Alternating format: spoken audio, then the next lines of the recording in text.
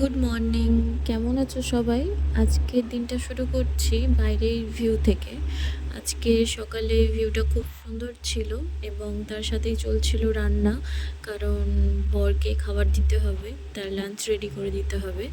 তো এখানে আমি ওর লাঞ্চটা রেডি করে দিব, তারপরেই নিজের সমস্ত কাজ শেষ করে চলে যাব ঠাকুর ঘরে।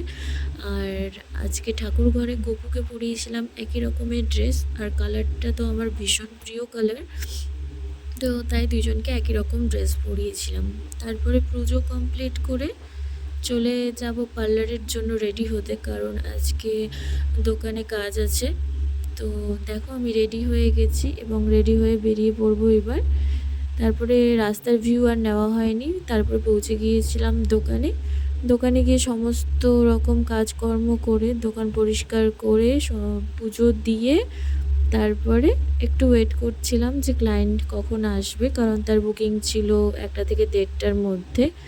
তো তারপরে কিছুক্ষণ ওয়েট করার পর দিদি চলে আসে এবং দিদির বুকিং ছিল স্পার জন্য। দিদি স্পা বুকিং করেছিল। তো এখানে আমি পুরো পুরো চুলটাতে ভালো মতো ক্রিম অ্যাপ্লাই করে দিয়েছি এবং তারপরে ম্যাসাজটা দিয়ে দিচ্ছিলাম।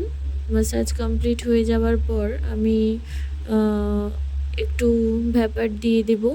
তো ভ্যাপার দেওয়ার আগে তোমাদেরকে যেটা বলবো সেটা হচ্ছে, এখন স্যালনে তো অফার চলছে, বিভিন্ন রকম অফার। আর সবথেকে বড় অফার হলো যে হেয়ার স্পা তোমরা এখন পাচ্ছ 550 রুপিজে।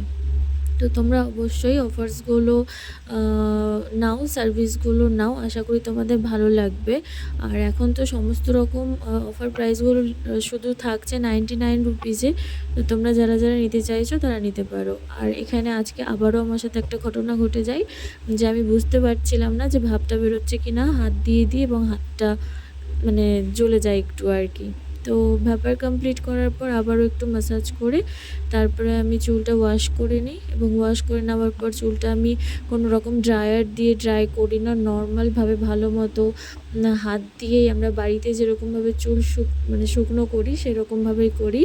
এবং তারপরে দেখো চুলটা কি সুন্দর লাগছে দেখতে। তোমরাও যারা যারা বুক করতে চাচ্ছ হেয়ার স্পা তারা অবশ্যই বুক করো। এবং ফাইনালি কাজ শেষ, এবার আমিও বাড়ি যাব। অনেক কাজকর্ম করলাম, কাজকর্ম শেষ, এবার বাড়ি রওনা দিই। কত ঘেমে গেছি আমি। টাটা।